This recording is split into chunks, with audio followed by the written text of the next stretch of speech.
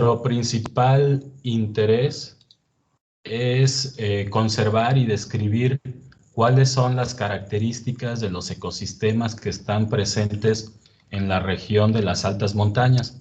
La región de las altas montañas comprende 57 municipios, chicos, ¿sale?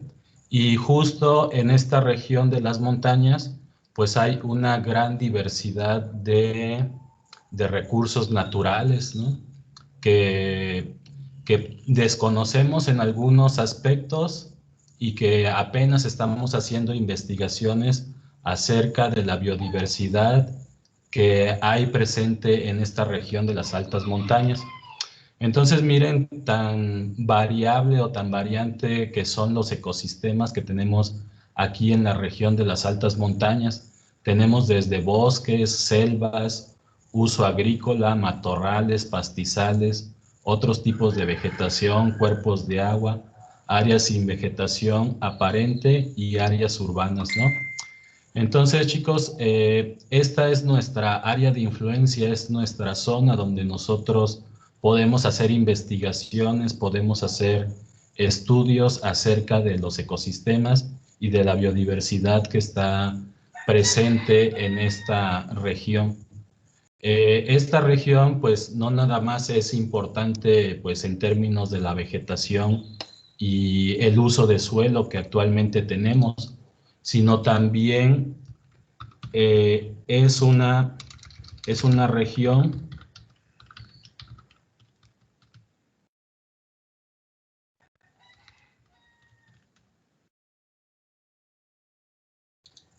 nosotros o esta región de las altas montañas, pues justo coincide con la región neártica y neotropical, es decir, que tenemos especies de tanto de afinidad neártica, es decir, que tienen características de como resistencia al frío, y especies que tienen características o afinidad a condiciones tropicales, ¿no?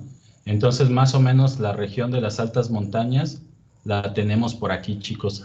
Entonces, es por ello que en esta región existe una gran biodiversidad, tanto de flora como de fauna.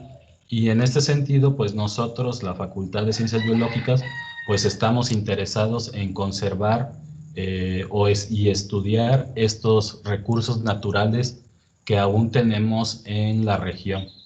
Entonces, les quiero platicar acerca de unos estudios que hemos realizado en, el bosque mesófilo de montaña.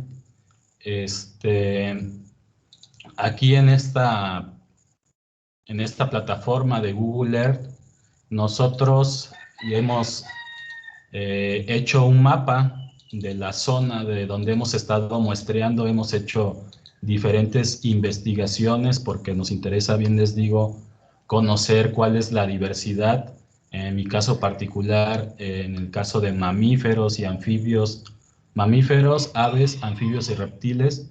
Me interesa conocer cuál es la diversidad que existe en ecosistemas antropogénicos, ¿no? Tan solo poder medir el impacto que tienen las ciudades sobre la diversidad de los bosques mesófilos de montaña, y sobre todo cómo las actividades antropogénicas, la agricultura, la ganadería, impactan sobre las comunidades, ¿no? Entonces, hace 2 años, chicos, estuvimos haciendo un monitoreo en este rancho que es la finca La Pastoría. Justo en este rancho, nosotros queríamos probar la hipótesis de cómo ciertas especies de murciélagos se han adaptado a los fragmentos de vegetación y otras especies se han,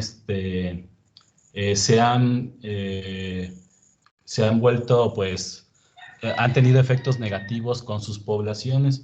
Entonces, nosotros realizamos un estudio en esta zona. Para ello colocamos, más o menos, esta es una vista del paisaje, de cómo es el rancho. Y entonces nosotros pusimos redes en 4 sitios de monitoreo. Uno en redes de niebla para capturar murciélagos, en el sitio donde había un nacimiento de agua. Dos, una red o varias redes, 3 redes, perdón, en el bosque mesófilo de montaña, es donde todavía la vegetación se encontraba conservada, y en un área donde anteriormente había ganado, y finalmente en un área abierta. Lo que nosotros queríamos comprobar es que la diversidad de murciélagos iba a disminuir en función del impacto antropogénico, ¿no? Entonces, de un área bien conservada a un área más o menos conservada, un área afectada por la ganadería y un área donde prácticamente no había vegetación. Entonces, estos eran nuestros tratamientos experimentales en campo, chicos. Nosotros queríamos contrastar cómo les iba a la comunidad de murciélagos en cada uno de estos tipos de microhábitats, ¿no? Entonces, nosotros pusimos esas redes en estos 4 sitios, ¿no? Más o menos estaban a 500 metros de distancia de cada uno de ellos, y entonces pusimos las redes y posteriormente fueron capturados estos murciélagos. A estos murciélagos pues les tomábamos medidas morfológicas, ¿no? Como es la longitud del antebrazo, el peso, determinábamos su sexo, y identificamos a la especie a la cual pertenecía o a la cual pertenece. También este estudio abarcó la dieta o de qué se alimentaban los murciélagos.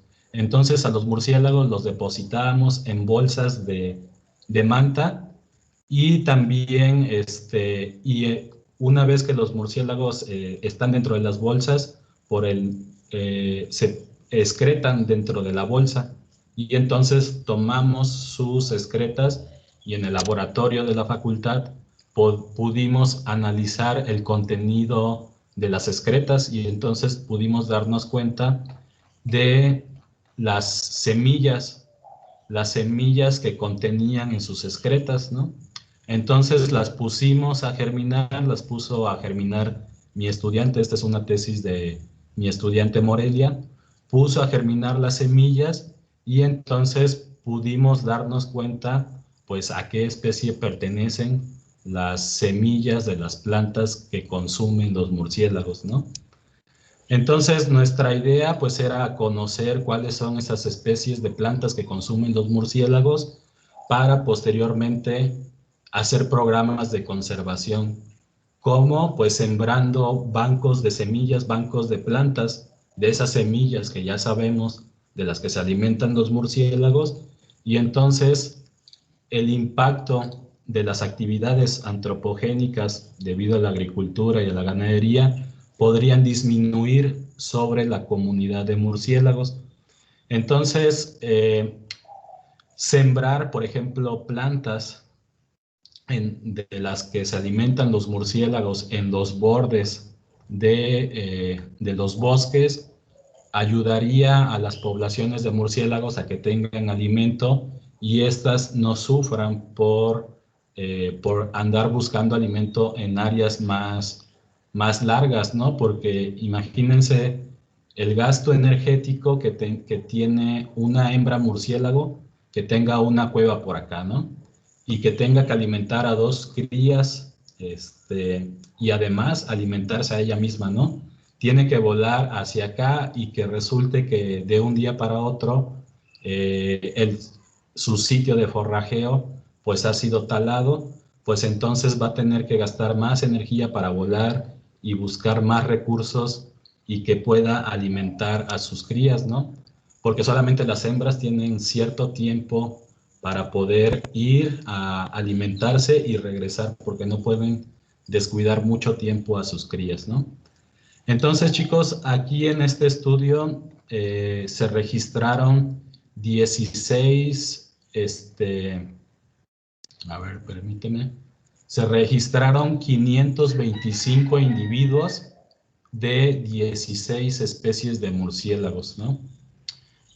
De esas 16 especies de murciélagos, solamente 8 especies fueron de la familia Philostomide y Mormófide. Estas especies o esta familia Philostomide es la que se considera dentro del grupo de los frugívoros. Estas especies que tenemos aquí son las que se alimentan exclusivamente de frutas, polen y otras partes de la planta, ¿no? Entonces aquí les voy a enseñar algunas especies que hemos capturado en ese rancho. Este es Anura jeffroyi. Otra especie que capturamos en la zona es Artibeus toltecus, que son de esta especie, son más o menos similares a estos individuos.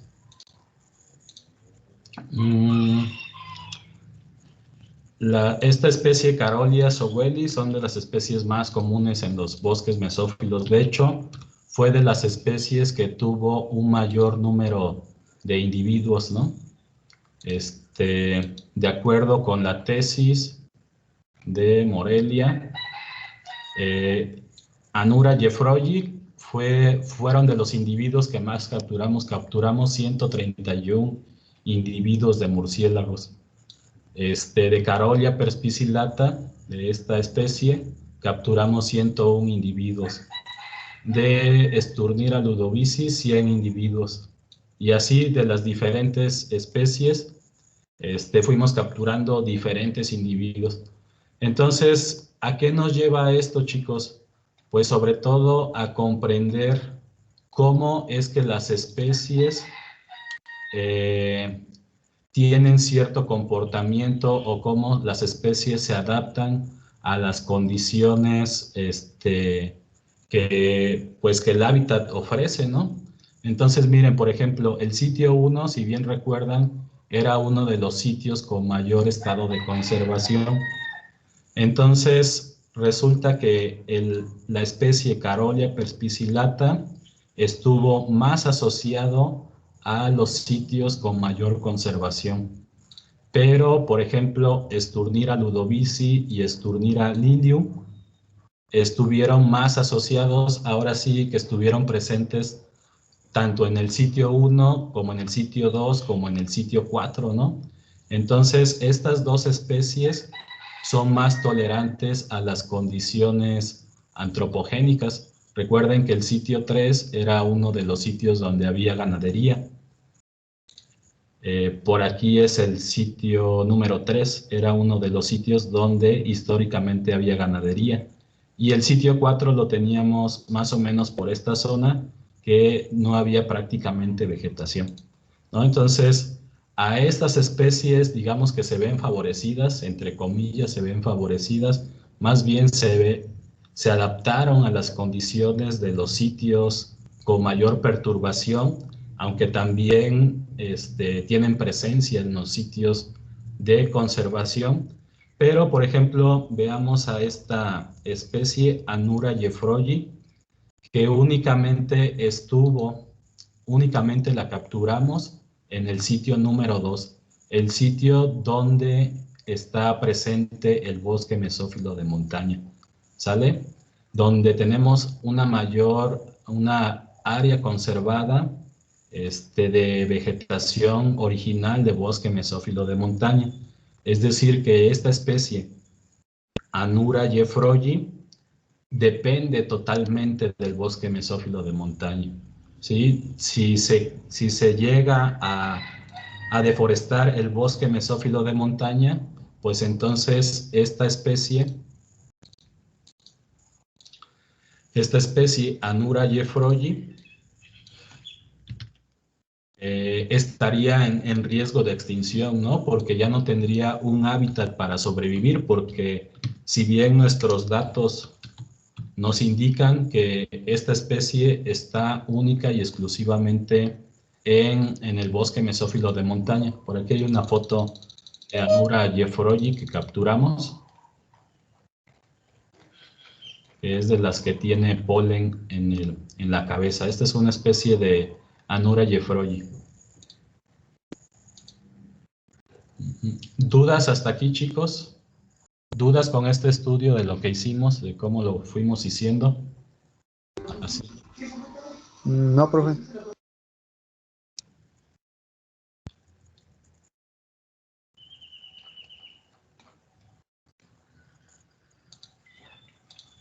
Bueno, entonces vamos a ver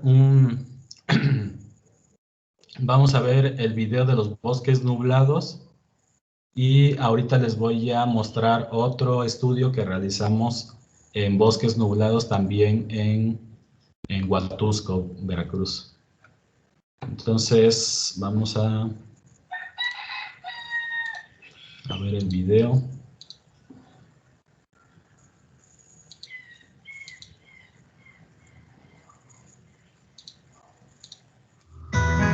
Ecosistemas de México.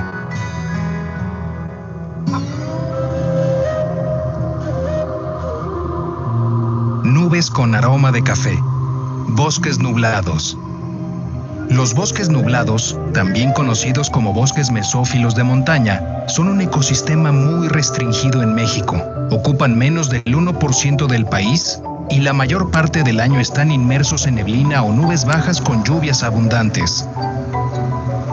Aquí en las montañas viven una gran variedad de especies de árboles como pinos, encinos, liquidámbares, magnolias, caudillos y el árbol de las manitas, entre muchas otras. De los árboles se cuelgan una gran diversidad de atractivas bromelias y orquídeas. Los elegantes helechos arborescentes de gran altura también son abundantes. Se calcula que casi el 10% de las plantas del país viven en estos bosques y muchas de ellas son endémicas. Además, gran cantidad de insectos, ranas y salamandras, muchos reptiles y aves. Es el hogar de los míticos quetzal y pavón, y del poderoso jaguar y el pequeño tigrillo. A pesar de su distribución limitada, es un ecosistema prioritario debido a su gran diversidad de especies y a los servicios ambientales de los que nos beneficiamos. La gran cantidad de lluvia de estos ecosistemas beneficia a las zonas bajas. A pesar de su importancia, los bosques nublados han sido modificados en más de la mitad de su extensión. Estos ecosistemas prestan importantes servicios ambientales como la captura de agua y de carbono, la filtración de contaminantes del aire, suelo y agua, el mantenimiento de ciclos minerales y son importantes reguladores del clima. De los bosques nublados obtenemos productos como alimentos, medicinas, leña, maderas, fibras y remedios naturales. Y son los ambientes preferidos para sembrar el reconocido café de altura a la sombra de los árboles del dosel. Cuando disfrutes de un buen café, recuerda que es gracias a los bosques nublados.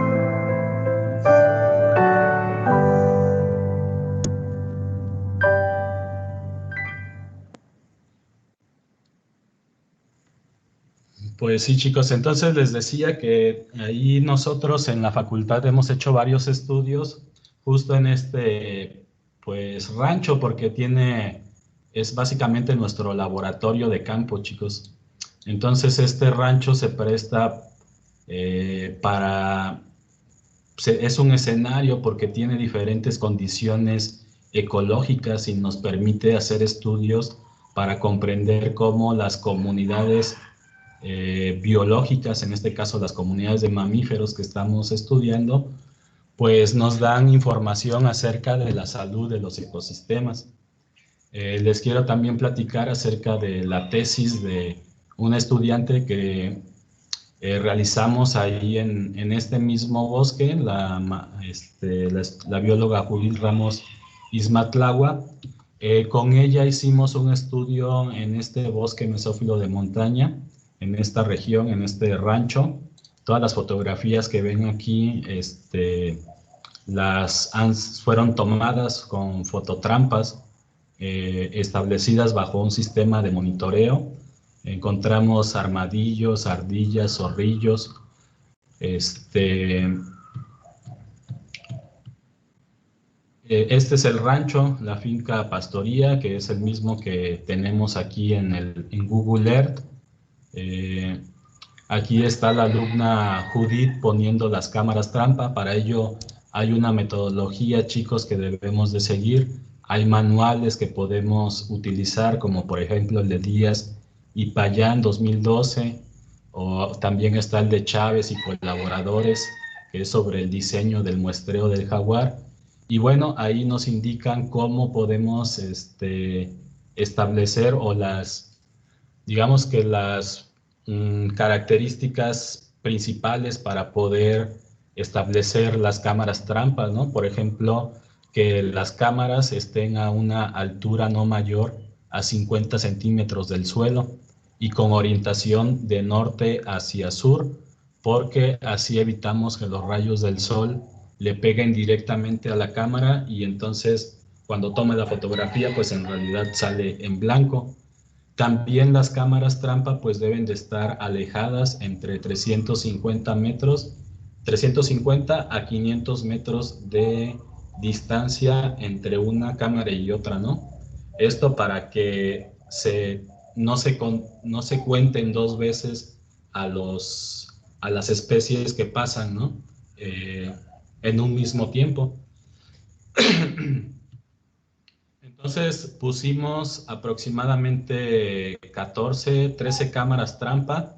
Estas son los lugares, las localidades donde pusimos las cámaras trampa a lo largo del rancho, ¿sí? Y también medimos en cada uno de estos sitios, medimos la cobertura del estrato herbáceo, es decir que en cuadrantes, en un cuadrante de 1 metro por 1 metro, cuantificábamos el porcentaje de cobertura de la vegetación del estrato herbáceo, es decir, aquellas plantas que miden desde el ras del suelo hasta 60 centímetros de altura.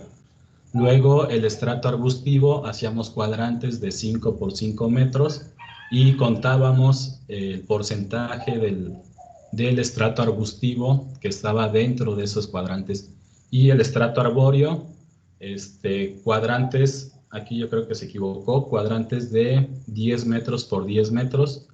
Se hacían los cuadrantes y se contaban el número de especies de árboles y además el porcentaje de cobertura de la vegetación.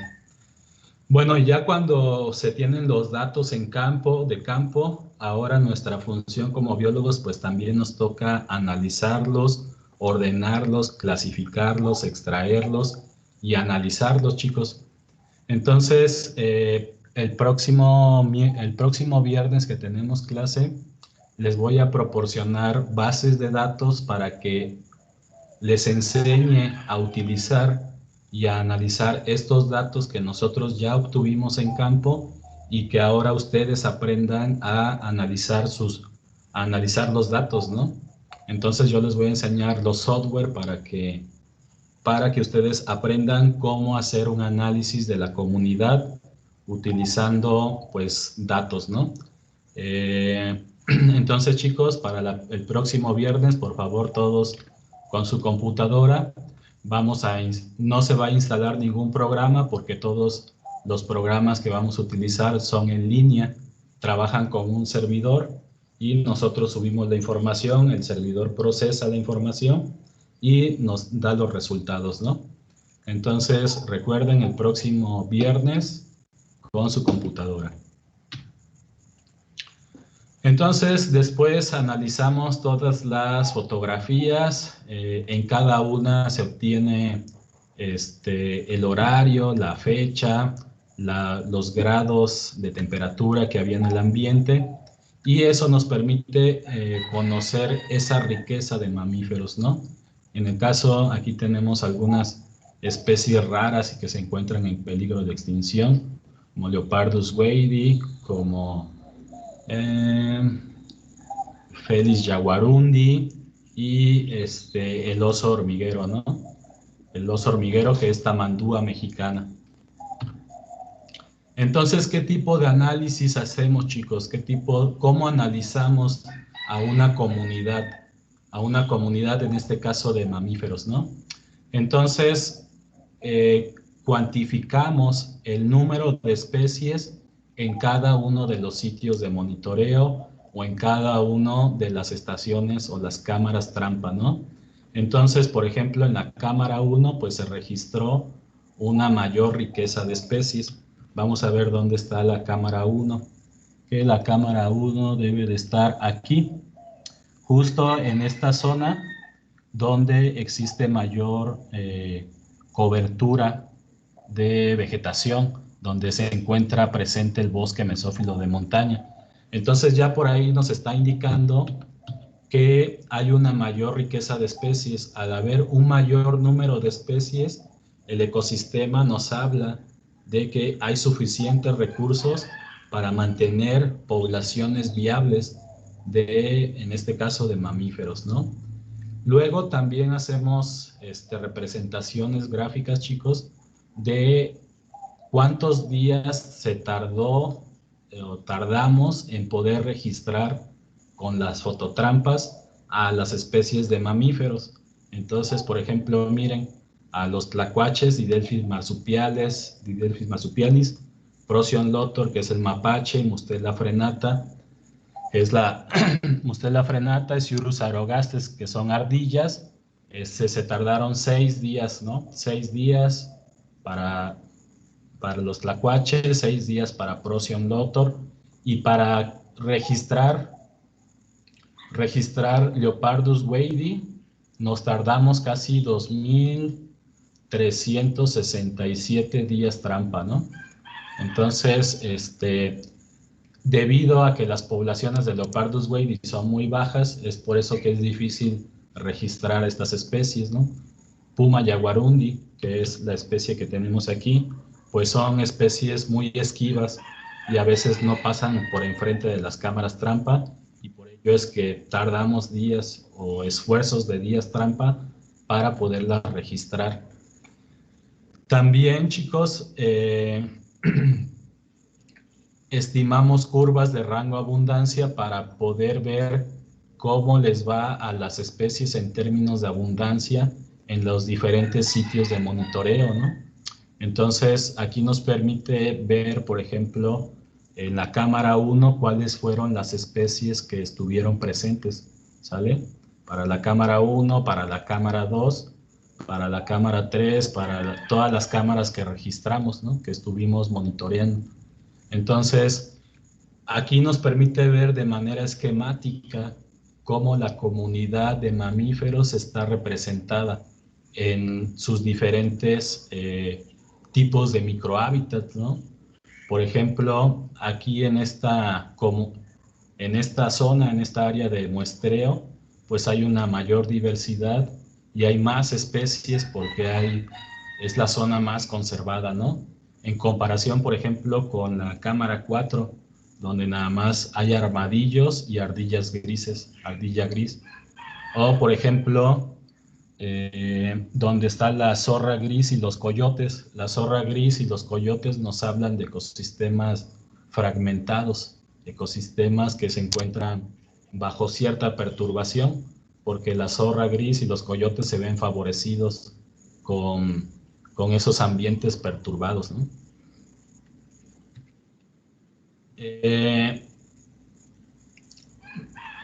También lo que nos interesa es saber cuáles son las especies que tienen poblaciones más grandes en términos de abundancia. Recuerden que la abundancia, pues, es el número de individuos de una población en un tiempo y en un espacio determinado. Esa es la abundancia relativa.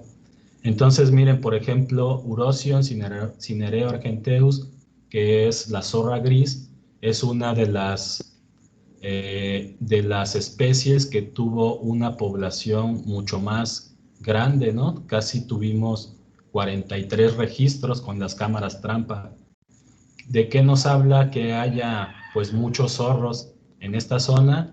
pues habla de que hay disponibilidad de recursos a las orillas, ¿no? Aquí todo esto que ven aquí en la pantalla, pues son casas,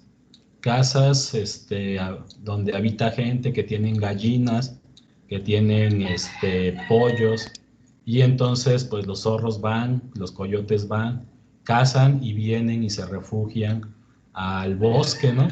Que es donde está más o menos conservado, no hay pues no hay tantas amenazas, ¿no? De que puedan venir a cazarlos, porque justo aquí pues pues es un rancho particular, ¿no? Entonces, pues también aquí en esta zona es donde pues hay casas, ¿no? Hay comunidades rurales que tanto los coyotes como los zorros pues tienen un área para alimentarse.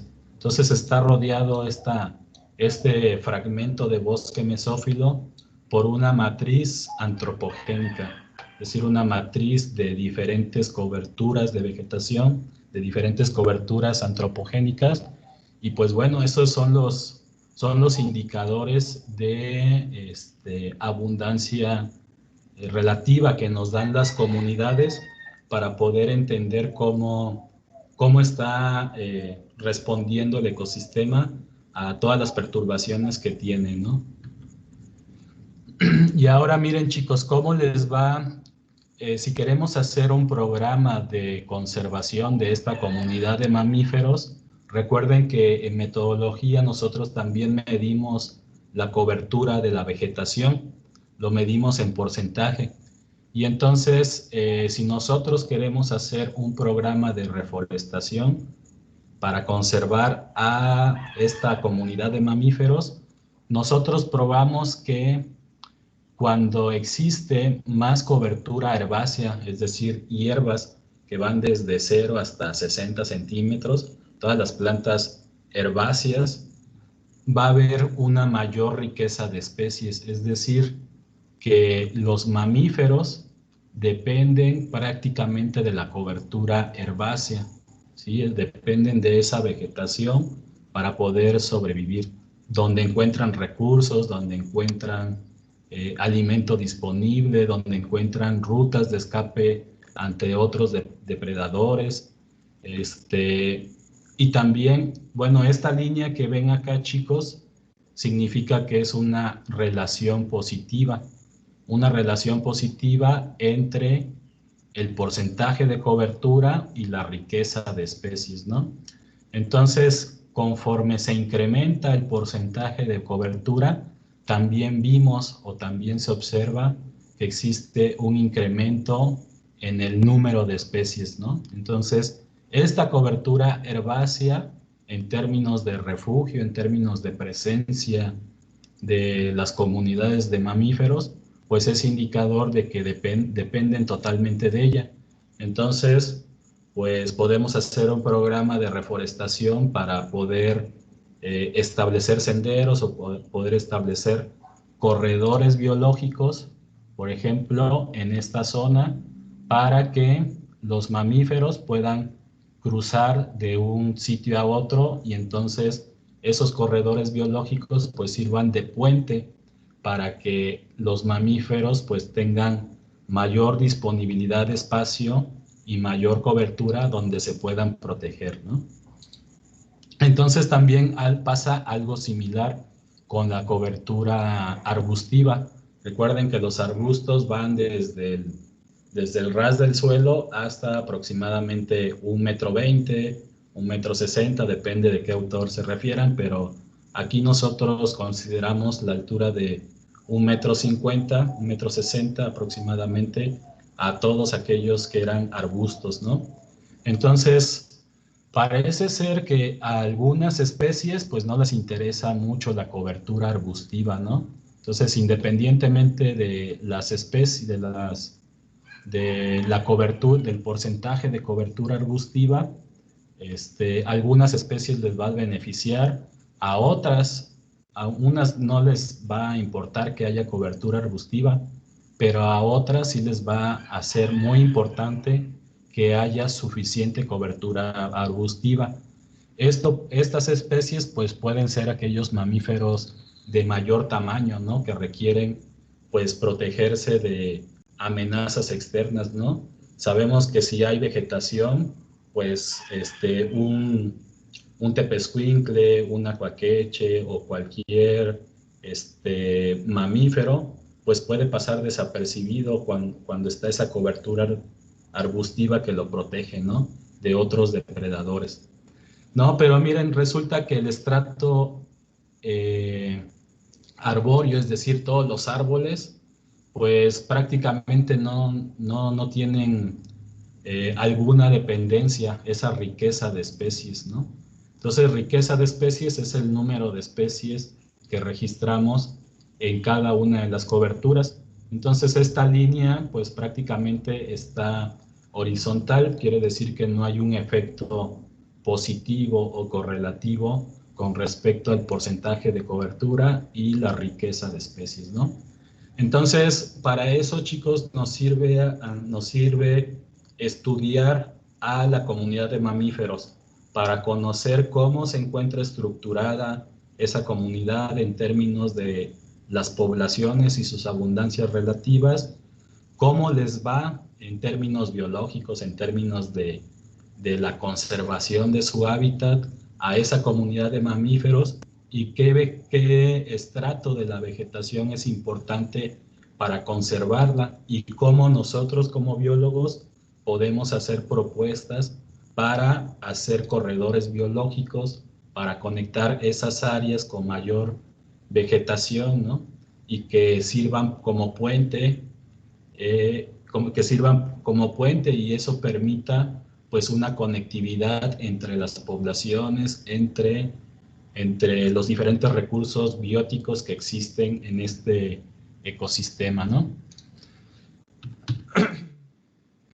Entonces, pues finalmente, esos son algunos estudios, uno de los estudios que hemos hecho aquí en esta región para tratar de proteger y de conservar y de conocer qué es lo que ocurre en los ecosistemas, chicos. Esa es nuestra función como biólogos, ¿no? Entonces, pues aquí son algunas fotografías de cuando estamos en campo, poniendo las cámaras trampa. Aquí hay otros alumnos que también nos acompañan, el profesor Cristian Alejandro Delfín Alfonso, que es un colaborador de la facultad. Él trabaja con mamíferos carnívoros. Igual si alguien está interesado en contactarlo, tiene proyectos de investigación con oso negro en el norte del país, y pues él siempre está abierto a recibir estudiantes para hacer tesis, para hacer servicio social. Él se encuentra en el Instituto de Investigaciones Biológicas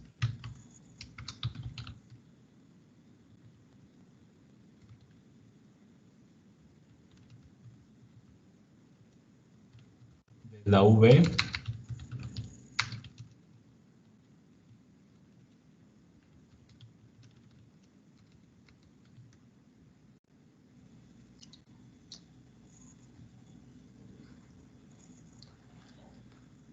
Pues sí, él tiene proyectos, por ejemplo, efectos del cambio climático en bosques y selvas.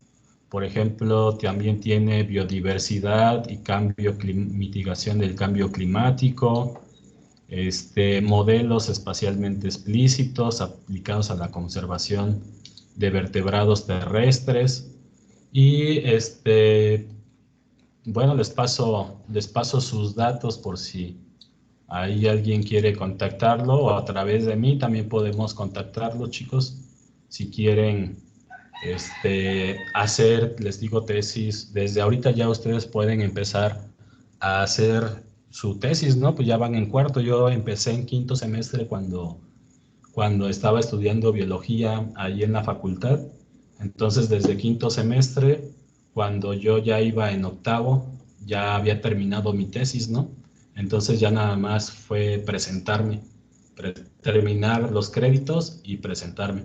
Entonces, tesis de 2 años, imagínense el impacto en la investigación, el impacto en la generación de conocimientos. Y les digo, ya lo pueden hacer lo pueden ir haciendo desde pues cuarto, quinto semestre, incluso pueden ir haciendo voluntariados pues para ir pues ganando experiencia acerca pues del quehacer biológico o que el quehacer que tenemos que hacer como biólogos.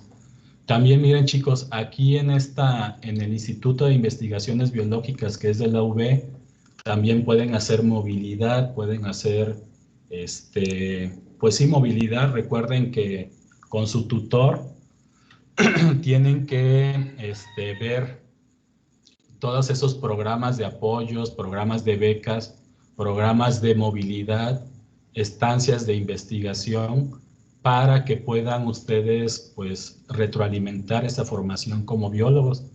Entonces miren, aquí en el Instituto de Investigaciones Biológicas hay un herbario donde ustedes pueden, si ustedes están interesados en plantas, pues aquí pueden ustedes hacer su servicio social, está en Jalapa, y bueno, pues hay formas, cuando es por movilidad, chicos, la universidad puede becarlos y entonces tanto les da becas para que paguen sus pasajes y también para que puedan pagar una pues estancia, ¿no? Gastos como pues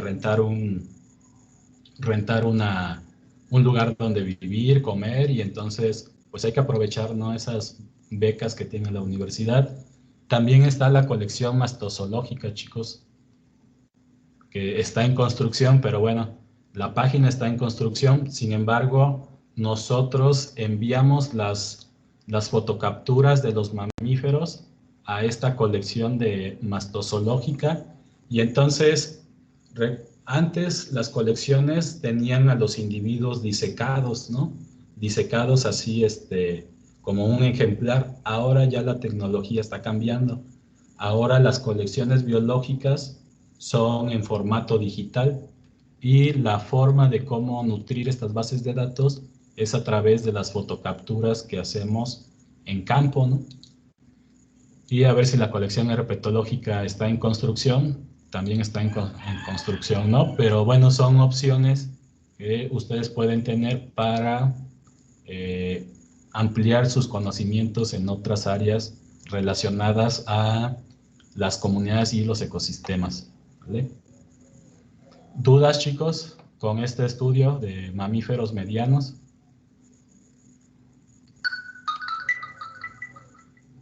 No, de mi parte no, profesor. Gracias.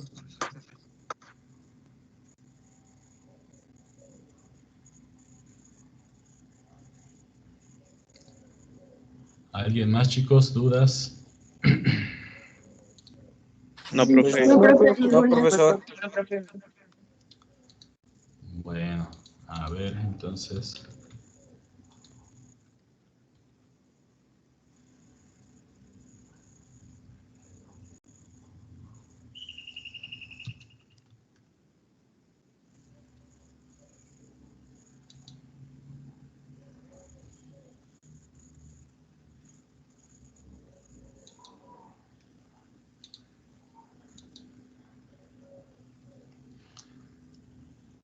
Bueno, entonces, nuevamente regresemos al rancho, chicos. Entonces, nuestro interés como biólogos es conocer la estructura de las comunidades, ¿no?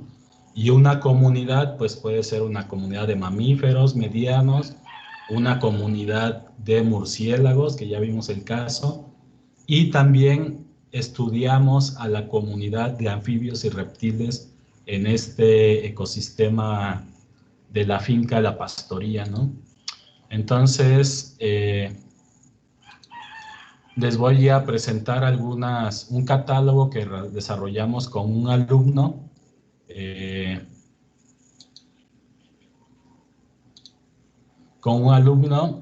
y que es de anfibios y reptiles. Entonces,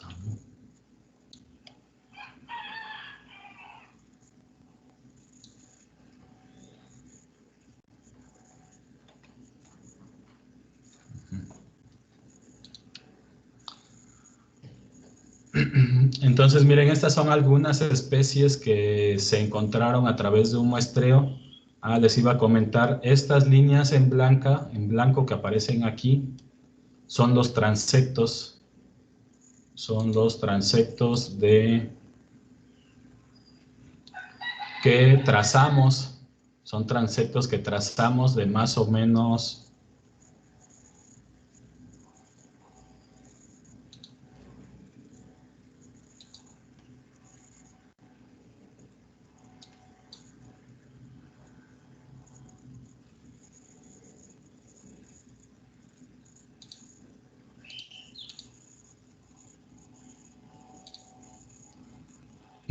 de 700 metros, chicos, fueron nuestros transectos. Aproximadamente, ¿no? Entonces, recuerden que para hacer los estudios de anfibios y reptiles, pues normalmente hacemos transectos y vamos caminando, buscando a las orillas de esos transectos, o incluso a veces hacíamos zigzag, pero siempre sin salirse de los transectos, ¿no? Hacíamos zigzag de tal manera que íbamos revisando con ganchos herpetológicos, con diferentes herramientas que utilizamos en herpetología, e íbamos revisando rocas, troncos, debajo de las piedras, en arbustos, en árboles, la presencia de anfibios y reptiles. Entonces hacíamos recorridos a diferentes horarios del día a lo largo de los transectos de todo el rancho de la finca Pastoría, y entonces capturábamos a los anfibios y reptiles y identificábamos la especie. Identificábamos a la especie, como les digo, aquí fue el estudio en rancho, antes se llamaba Rancho San Pedro, ahorita se llama Finca La Pastoría, cambió de nombre. Encontramos algunas salamandras, chicos, ¿no? Que pues son difíciles y que son pues prácticamente endémicas, si no estoy mal, del bosque mesófilo de montaña, ¿no?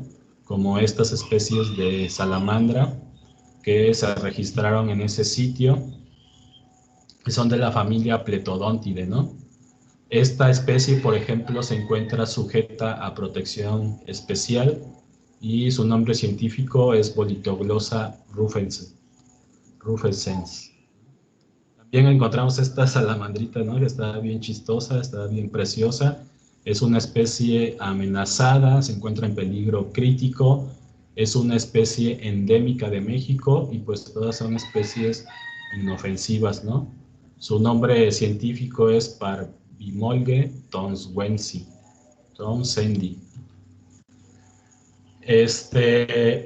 Otras salamandras de pie plano común, por ejemplo, esta, que está sujeta a protección especial, está en estado crítico, es una especie endémica de México y también es inofensiva. Esta especie, Salamandra otlaconete de cafetal, no está en la NOM, no se encuentra protegida y es una especie endémica de Veracruz, ¿no? Esta es otra salamandra.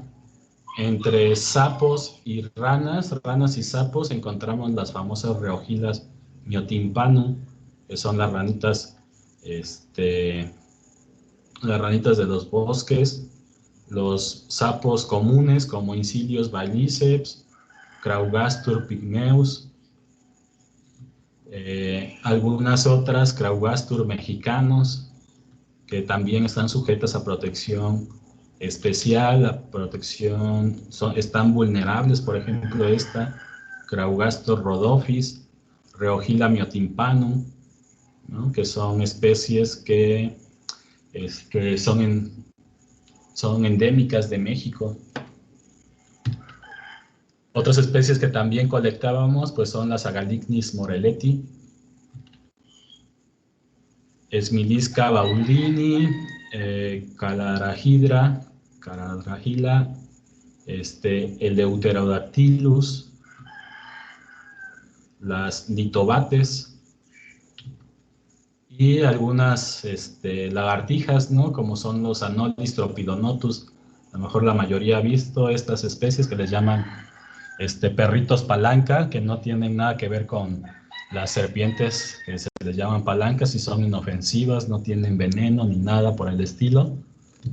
Celoporus variabilis, que son las lagartijas más comunes, ¿no? Que vemos también aquí pues en la ciudad, ya también se han adaptado bastante bien a las condiciones de las ciudades, ¿vale? Y siempre se distinguen por estas líneas amarillas. Yo hice mi tesis de licenciatura con una población de lagartijas de Celoporus variabilis y pues es una especie bastante interesante porque tiene una gran capacidad para poderse adaptar a todas las condiciones ambientales, ¿no? La encontramos prácticamente en todos los ecosistemas de México y no es que sea una especie invasora, ¿no? Sino más bien es una especie que tiene una aptitud muy amplia en términos de adaptación, ¿no? Las cincelas, ¿no? Estas cincelas son de hábitos fosoriales, solamente se encuentran entre las hojarascas, ¿no? Entonces es muy difícil verlas afuera, ¿no? Los anolis, tropidonotus, que los vemos en las ramas de los árboles con estas pliegue gular o saco gular, que básicamente pues lo utilizan los machos cuando están en época reproductiva. Entonces el color de del pliegue gular, entre más vistoso es, más fácil se va a ver entre la vegetación y entre la selva. Entonces una hembra va a ser más capaz de ver el saco gular de mayor tamaño, ¿no? Entonces machos con un abanico gular de mayor tamaño tienen mayores posibilidades de poder dejar descendencia, ¿no? Entonces esto es lo que les preocupa a las lagartijas de esta especie allá en los ecosistemas, pues tener mejores características morfológicas de su saco gular. Eso va a atraer a más hembras, pero va a intimidar a otros machos, ¿no? Entonces de esa manera se reproduce. Otras especies de Anolis, de Viventris, algunas serpientes también que encontramos, las Geophis, las Trimarchon, Melanurus, Espilotes pulatus mexicanos o el Zúchil o la serpiente voladora. Esta es una de la familia de las cobras y hace también como si hiciera la cobra, ¿no? Que abre como unas escamas, o lo que tiene aquí no recuerdo bien cómo se llama, pero bufa. Entonces también se abren aquí como un pliegue, unos pliegues a los lados. Y esta especie le dicen serpiente voladora porque es de hábitos arborícolas y salta de un árbol a otro, ¿no? Y pareciera que vuela, porque pareciera que planea y cae de un árbol a otro, pero no es que vuele o que tenga alas para volar, ¿no? Porque mucha gente en el campo piensa eso, ¿no? Que tienen alas para volar. Las chirrioneras, muy comunes en los agroecosistemas, estas colúbridos, la culebra ranera, que sí es levemente venenosa, chicos. Los falsos coralillos, Lampropeltis. Recuerden que los coralillos pues los vamos a identificar porque en algunas especies, y no se fíen de esa regla que existe, que cuando hay rojo y junto está el aro amarillo, es coralillo. En algunas especies aplica, en otras especies no. Entonces siempre es importante identificar los rangos de distribución de dónde están estas especies para poder discriminar si se trata de un coralillo verdadero o de un falso coralillo, ¿no? También hay otras especies que son muy parecidas, ¿no? A los coralillos y a los falsos coralillos. En realidad, pues son otras especies, ¿no? Biocercus elafoides. Y Manontes, la culebra ojo de gato, que parece, o que mucha gente la confunde con las con las nauyacas y entonces pues le dan crán con el machete, ¿no? Pero es una especie, pues sí es levemente venenosa. Yo las he tenido manipulando en las manos y y pues sí tiran las mordidas, pero pues hay que estar con cuidado, ¿no? Con los ganchos herpetológicos y trabajándolas y haciendo bien la manipulación, ¿no? ¿Alguna vez le ha picado una víbora, profe? Sí, una vez me mordió una, pero una boa, ¿no? Entonces aquí ando vivito y coleando. También me han mordido cocodrilos, los murciélagos, por ejemplo, yo estoy vacunado con la rabia y cuando mis alumnos van a hacer estudios de murciélagos, los mandamos a la clínica 61 de aquí de Córdoba, no me acuerdo la clínica cuál es, pero por ahí tengo los datos. Los mando para allá con la jefa de sanidad para que les apliquen la vacuna contra la rabia, ¿no? Entonces siempre vamos protegidos cuando vamos a estudiar murciélagos.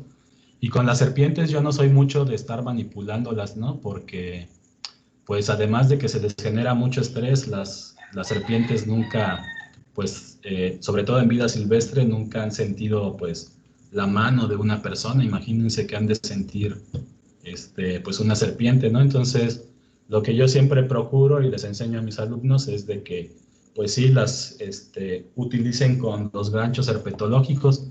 No sé si alguien haya visto ganchos herpetológicos. Pero... No. Por aquí tengo uno que les quiero mostrar. Solo en videos. Ajá, aquí les quiero mostrar ¿no? Que me regaló uno de mis alumnos. Ese hechizo es de una antena, como de carro, ¿no? Y entonces lo que es importante, pues es este ganchito que tenemos acá, porque con esto aprisionamos la cabeza de la serpiente y con los otros dedos, a ver si puedo, con estos dedos hagan de cuenta que tomo la cabeza de la serpiente, saco el bastón herpetológico y entonces ya tengo la serpiente aquí en la mano, ¿no? Entonces, pues son herramientas, por ejemplo, les voy a pasar una página donde a veces compramos materiales para campo. Por ejemplo, se van a ir aquí a zoología y aquí pueden ustedes encontrar fototrampas para aves, murciélagos, fauna, herpetología. Se los voy a mandar ahí por el link del chat.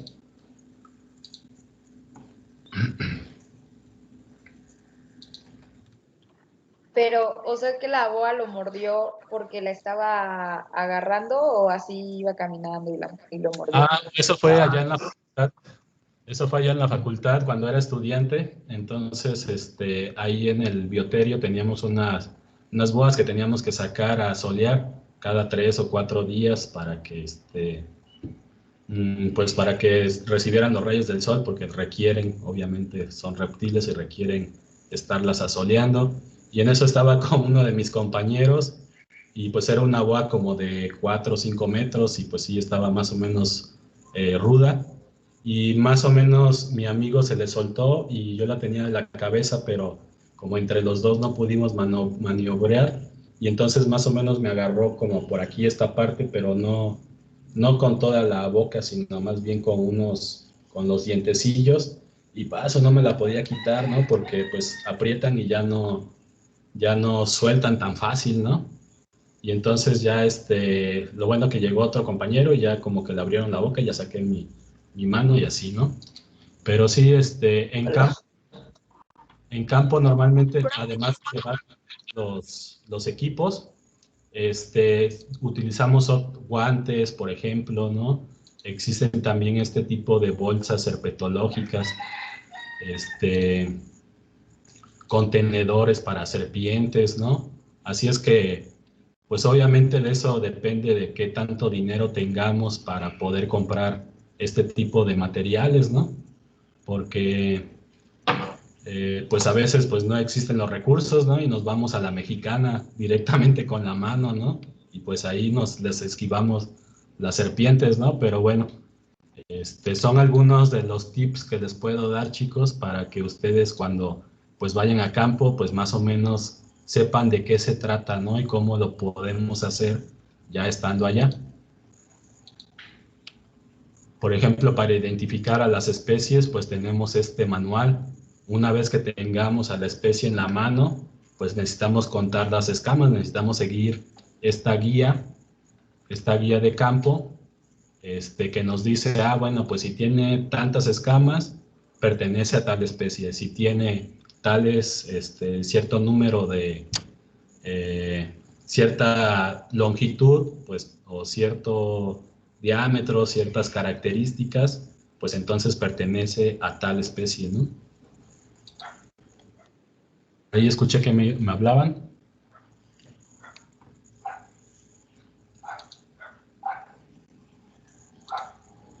Por ejemplo, para aves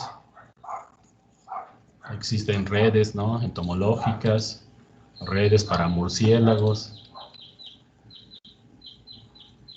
Entonces hay equipo, chicos. Yo, por ejemplo, ahorita tengo estas pezolas.